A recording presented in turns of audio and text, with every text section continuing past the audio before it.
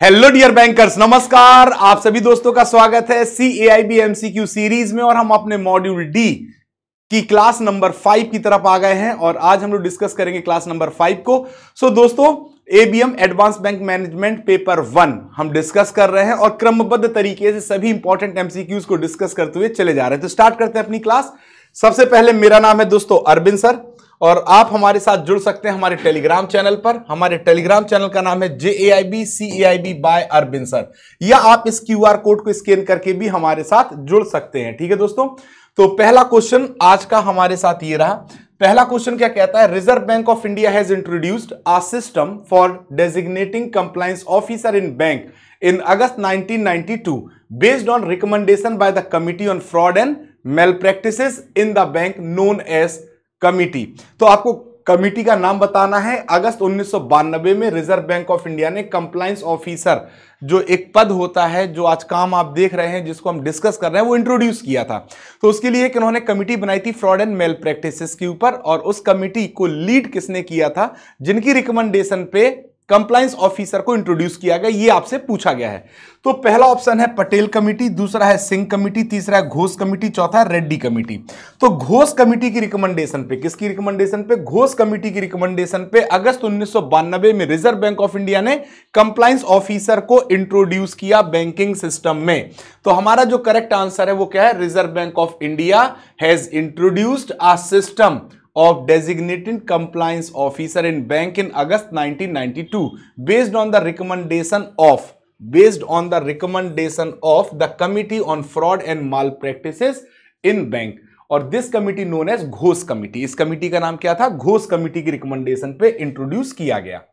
Second question कहता है the role and responsibilities of compliance function received a boost after issued the high level paper on compliance risk and compliance function in bank in April 2005। किस organisation के paper पर? Basel committee on banking supervision, international monetary fund, world bank या financial stability board? किसकी recommendation पे high level paper on compliance risk and compliance function bank में introduce किया गया 2005 में? ये आपसे पूछा गया है। तो जब हमने आपको चैप्टर पढ़ाया था तो हमने बताया था कि role and responsibilities of compliance function means compliance department की जो रोल एंड रिस्पॉन्सिबिलिटीज हैं, रिसीव द बूस्ट, उसको ताकत कब मिली? जब Basel committee on banking supervision के द्वारा 2005 में, अप्रैल 2005 में हाई लेवल पेपर इंट्रोड्यूस किया गया कंप्लायंस रिस्क और कंप्लायंस फंक्शंस के रिगार्डिंग। तो हमारा जो करेक्ट आंसर हो जाएगा वो BCBS, Basel committee on banking supervision is the correct answer. तो आपकी किताब में क्या लिखा है? The role and responsibilities of compliance function receive a short in the arm after the Basel Committee on Banking Supervision issued the high-level paper on compliance risk and compliance function in banks in April 2005। तो जब BCBS ने, किसने? Basel committee for banking supervision के द्वारा 2005 में high level paper को introduce किया गया, और ये पेपर किस पे बेस्ड था? दो चीजों पे। पहला क्या था? कंप्लायंस फंक्शन,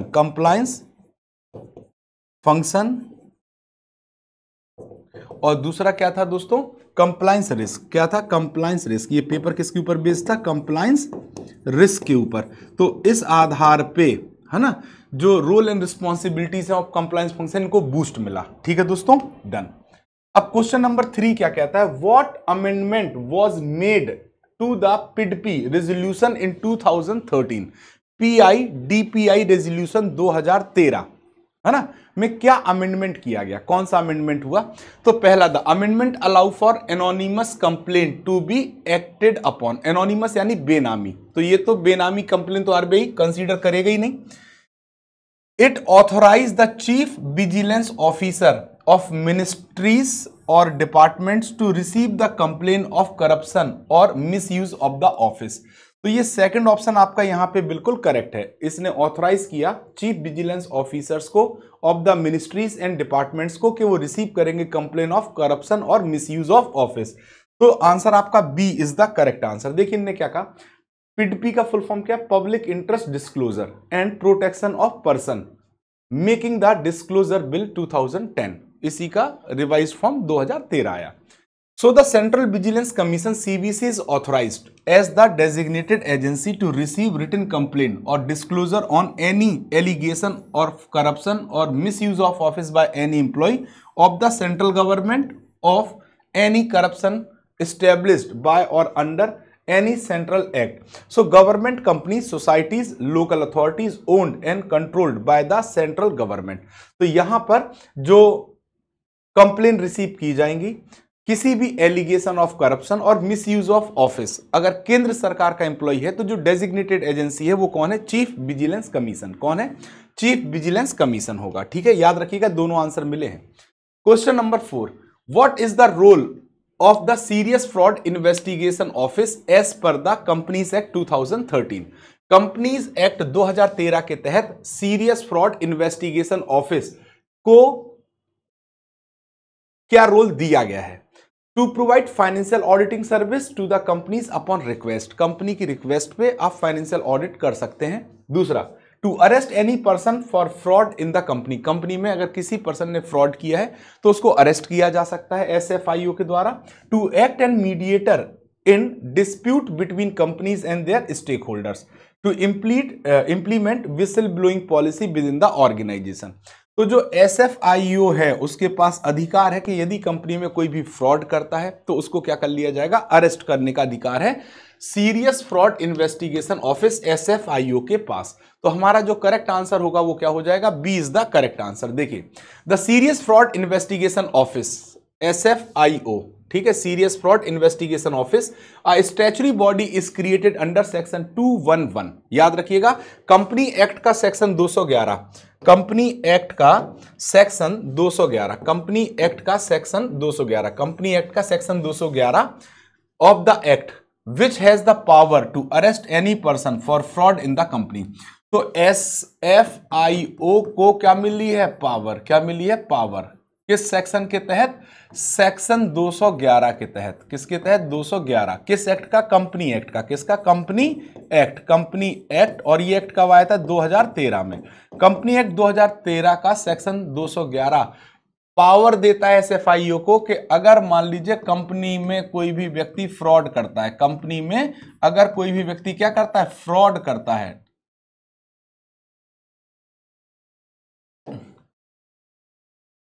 अगर कंपनी में कोई भी व्यक्ति क्या करता है? फ्रॉड करता है, तो उसको क्या किया जा सके? अरेस्ट। क्या किया जा सके? अरेस्ट। ठीक है, डन है, क्लियर है।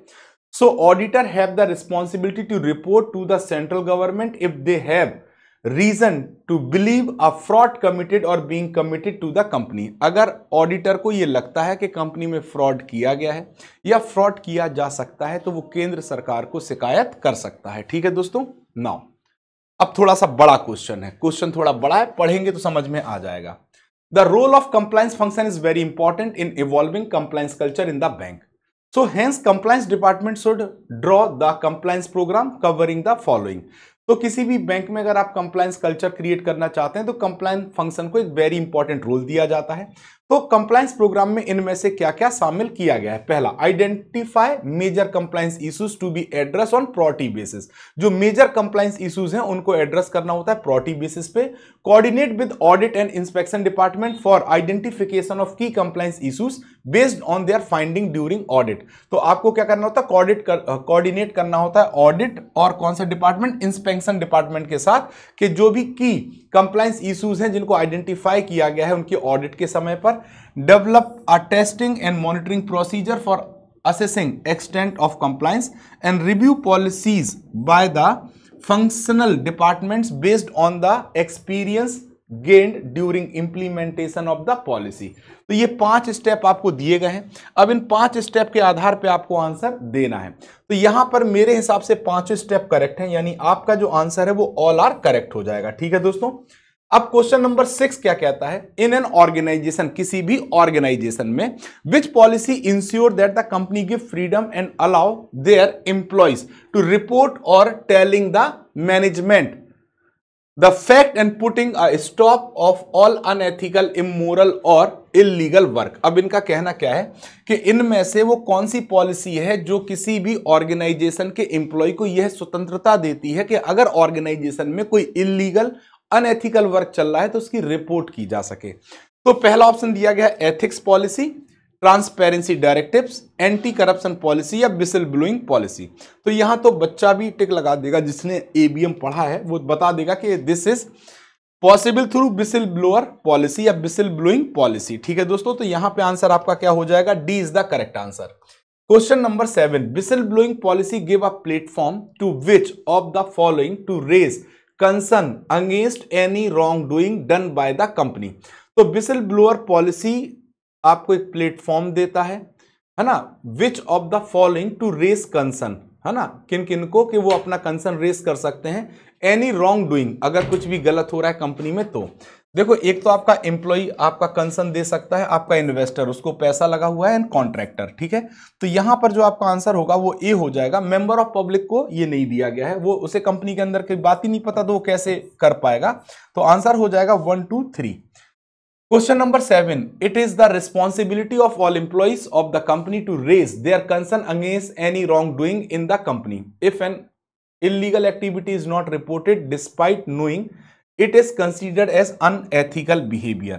अगर किसी इंप्लॉय को पता है कि ऑर्गेनाइजेशन में क्या हो रहा है, किसी इंप्लॉय को पता है कि ऑर्गेनाइजेशन में क्या चल रहा है, इलीगल और रॉन्ग डूइंग चल रही है, और उसके बाद वो रिपोर्ट नहीं करता है, तो उसका कैसा बिहेवियर है, अनएथिकल बिहेवियर है। कैसा है, अनएथिकल बिहेवियर, यानी वो एथिकल बिहेवियर में काउंट नहीं किया जाएगा। फिर आता है question number 8, the protection to the whistle blower is provided in respect of. किसी भी विसल ब्लोअर को, जिसने अंदर की जो भी ऑर्गेनाइजेशन में, इसे हम क्या कहेंगे, पहले तो विसल ब्लोअर। ठीक है, अब अगर मान लीजिए किसी ऑर्गेनाइजेशन में रॉन्ग डूइंग चल रही, क्या चल रही है, रॉन्ग डूइंग। ठीक है, और अगर वो इसकी इंफॉर्मेशन किसको देता है, मैनेजमेंट को देता है। किसको देता है, मैनेजमेंट को। ठीक है, मैनेजमेंट जो भी ऊपर कंसर्न है अगर प्रोवाइड करता है तो उसे हम विसल ब्लोअर कहेंगे। तो जो विसल ब्लोअर के लिए जो प्रोटेक्शन प्रोवाइड किया जाता है वो किस क्षेत्र में किया जाता है, उसकी कॉन्फिडेंशियलिटी और आइडेंटिटी को छुपाया जाता है कि कौन व्यक्ति है, उसने क्या इंफॉर्मेशन दी है, कॉन्फिडेंशियलिटी और आइडेंटिटी को क्या किया जाता है, छुपाया जाता है। So the authority which deal with the information provided by the whistle blower must be independent. तो जिस अथॉरिटी के पास विसल ब्लोअर अपनी कंप्लेंट कर सकते हैं वो इंडिपेंडेंट होने चाहिए, सीनियर एंड रिस्पॉन्सिबल होने चाहिए, and the policy must provide the confidentiality of the information as well as identity of the informer. तो जो इंफॉर्मेशन प्रोवाइड की गई वो क्या होनी चाहिए, जो इंफॉर्मेशन प्रोवाइड की गई वो कॉन्फिडेंशियल होनी चाहिए, है ना, और क्या होना चाहिए, जो इंफॉर्मर की आइडेंटिटी है उसको छुपाना चाहिए। आप सभी के लिए एक इंपॉर्टेंट अनाउंसमेंट है दोस्तों, CAIB क्रैश कोर्स स्टार्ट हो चुका है और इसके साथ आपको टेस्ट सीरीज भी प्रोवाइड की जा रही है। तो आप एग्जाम के अंतिम क्षणों में अपने कंप्लीट कंपलसरी पेपर की प्रिपरेशन करना चाहते हैं तो आप हमारे क्रैश कोर्स के साथ जुड़ सकते हैं। पॉइंट नंबर 1, जितने भी दोस्त अभी लेटेस्ट मतलब तैयारी करते चले जा रहे हैं और अब वो रिवीजन देखना चाहते हैं कि मेरी सभी चीजें एक बार पुख्ता हो जाए, उनके लिए भी क्रैश कोर्स बहुत इंपॉर्टेंट है, तो आप क्रैश कोर्स को ज्वाइन कर सकते हैं। ठीक है दोस्तों, now question number 9, a whistle blower complaint must be raise to. Whistle blower अपनी कंप्लेंट किसको रेज करता है, ह्यूमन रिसोर्स डिपार्टमेंट को, टॉप मैनेजमेंट को, ऑम्बुड्स पर्सन या CBO को या लीगल काउंसिल को। तो यहां पे जो आपका आंसर हो जाएगा वो क्या हो जाएगा, ऑम्बुड्स पर्सन। ऑम्बुड्स पर्सन और CBO is the correct answer. Ombuds person और CBO, all complaints received by ombudsman, CBO और audit committee which is constituted by the ombuds person, CBO shall check whether any breach of the code of conduct has happened or not। तो जितनी भी complain receive होती हैं वो कौन receive करेगा, ऑम्बुड्स person या CBO करेगा या ऑडिट कमिटी करेगी, और which is constitute by the ombuds person. Audit committee को कौन, जो ऑडिट कमिटी है वो किसको कॉन्स्टिट्यूट करेगी, ऑम्बुड्स पर्सन या CBO को। वो चेक करेगा कि कोई भी कोड ऑफ कंडक्ट में ब्रीच हुआ है या नहीं हुआ। ठीक है दोस्तों, इसके बाद क्वेश्चन नंबर 10 क्या कहता है, all complain receive by the ombuds person CBO shall check whether any breach has happened or not. The ombuds person CBO will respond to the concern within how many days of receiving the complaint। तो 24 hours है, 3 days है, 2 days है, 1 week. तो 2 days में उनको क्या करना होता है, 2 डेज में उनको रिस्पॉन्ड करना होता है। So in case of review by the audit committee, if any illegal activities has happened, committee can recommend that is whistle blowing at work complaint or not, complainant और नॉट। तो मतलब इनका कहना है कि अगर कोई भी रिव्यू किया जाता है ऑडिट कमिटी के द्वारा और उसने कोई भी इलीगल एक्टिविटी को फाइंड किया कि ऐसी घटना घटी है, तो committee can recommend, committee recommend करती है that is whistle blowing at work complainant और नॉट। ठीक है। सो ombudsperson, CBO और audit committee will respond to the concern, उस कंसर्न को रिस्पॉन्ड करेगी how many days, with in 2 days of receiving the complaint. Complaint के receive होने के 2 दिन के अंदर वो रिस्पॉन्ड करेगी कंसर्न को। ठीक है दोस्तों। Question number 11, whistle blower in India are protected under which act. Whistle blower को प्रोटेक्ट किया जाता है विसिल ब्लोइंग प्रोटेक्शन एक्ट 2011 के तहत। विसिल ब्लोअर को प्रोटेक्ट किया जाता है विसिल ब्लोअर प्रोटेक्शन एक्ट 2011 के तहत। फिर क्वेश्चन नंबर 12 क्या कहता है, in addition to whistle blower protection act 2011 which status lays down provision for whistleblowing or corporate governance in India and elimination of fraud by establishing adequate vigil mechanism। तो अब इनका कहना है कि भारत में विसिल ब्लोअर प्रोटेक्शन एक्ट 2011 के अलावा which status lays down provision for whistleblowing and corporate governance in India। तो इसके लिए आपको ऑप्शन दिया गया corporate governance act, corporate fraud detection act, fraud elimination act या कंपनी एक्ट 2013। तो देखो विसिल ब्लोअर प्रोटेक्शन एक्ट 2011 के एडिशनल हमारा जो whistle blowing and corporate governance in India के तहत जो प्रोविजन दिया गया है वो कंपनी एक्ट 2013 में दिया गया है, जहां पर बात की गई है एलिमिनेशन ऑफ फ्रॉड की, जिसके लिए पर्याप्त विजिल मैकेनिज्म होना जरूरी है किसी भी ऑर्गेनाइजेशन में। तो D is the correct answer. ठीक है। So the companies act 2013 lays down the provision of whistle blowing and corporate governance in India and elimination of fraud by the establishing adequate vigil mechanism. So section 206 से 229 of the companies act 2013 lays down related to inspection, inquiry, investigation, incorporated. ठीक है दोस्तों। Now अब question number 13 आता है, section which section of Companies Act 2013 states that the central government may order an investigation into the affairs of company। तो आपको बताना है कि सेंट्रल गवर्नमेंट में order to investigation, central government investigation का ऑर्डर देता है अफेयर्स ऑफ द कंपनी के रिगार्डिंग, किस सेक्शन में, सेक्शन 210, सेक्शन 211, सेक्शन 212 और सेक्शन 213। तो अब आपको आंसर देना है इनमें से कौन सा सेक्शन ऐसा है जो कंपनी एक्ट 2013 का है और केंद्र सरकार को और मतलब अधिकार देता है कि वो ऑर्डर दे सकती है इन्वेस्टिगेशन के लिए। तो सेक्शन 210, सेक्शन 210 के तहत केंद्र सरकार इन्वेस्टिगेशन के लिए आदेश जारी कर सकती है। सेक्शन 208, पहले तो 208 समझ लो। Section 208 of the act empowers an inspector to inspect companies record and furnish any recommendation of conduct investigation. Section 208 power देता है empower as inspector to inspect companies record. कोई भी इंस्पेक्टर जो केंद्र सरकार का वो कंपनी के रिकॉर्ड को इंस्पेक्ट कर सकता है और मतलब रिकमेंडेशन दे सकता है कि इन्वेस्टिगेशन की जानी चाहिए। फिर आता है section 210 of the company act 2013 give the central government the power to order an investigation into the affairs of the company. Company के अफेयर्स में जांच करने के लिए सेक्शन 210 केंद्र सरकार को पावर प्रोवाइड करता है। दिस कैन बी डन, यानी ये जांच की जाएगी किस केसेस में, कौन से सर्कमस्टांसेस में। पहला, on receiving a report from the registrar or an inspector, on intimation of the special resolution passed by the company stating that affairs out to be investigated, और थर्ड द पब्लिक इंटरेस्ट, जनता के हित में। ठीक है दोस्तों। तो ये थी आज की हमारी क्लास। आई होप आप सभी को क्लास समझ में आई होगी। और दोस्तों दिवाली स्पेशल ऑफर में आपको मिल रहा है 60% का ऑफ। सो आप हमारे महापैक और लाइव बैचेस पर 60% तक का ऑफ ले सकते हैं। CAIB की प्रिपरेशन के लिए सबसे बेस्ट CAIB महापैक होता है और 6 मंथ महापैक 2 999 में आप इस समय सब्सक्राइब कर सकते हैं। 12 मंथ महापैक इस समय मिल रहा है 4599 और 24 मंथ महापैक 6599 में आपको मिल रहा है। सो महापैक में आपको 20 प्लस बैचेस मिलते हैं, 400 plus class notes, 2000 plus live classes, 500 plus mock and quizzes and 24/7 doubt support उपलब्ध होता है। यानी कंप्लीट प्रिपरेशन आप CAIB महापैक के तहत कर सकते हैं CAIB एग्जाम के लिए। साथ ही साथ अगर हम बात करें दोस्तों तो CAIB क्रैश कोर्स आपको लीस्ट प्राइस में इस समय मिल रहा है विद द टेस्ट सीरीज। आप इसको सब्सक्राइब कर सकते हैं। और दोस्तों आपके लिए हमारी JAIB, अगर आपके कलीग्स हैं उनको भी आप बता सकते हैं, JAIB बैंकर से सेट ऑफ 4 बुक्स आपके लिए अवेलेबल है PW की, जो कि PW स्टोर से, अमेजॉन से, फ्लिपकार्ट से आप 1224 रुपए में सब्सक्राइब कर सकते हैं। तो आज की क्लास में बस इतना ही दोस्तों। आई होप आप सभी को क्लास समझ में आई होगी। Thank you very much. आज के लिए बस इतना ही। मिलते हैं नेक्स्ट क्लास में क्लास नंबर 6 के साथ। तब तक के लिए धन्यवाद। Thank you all.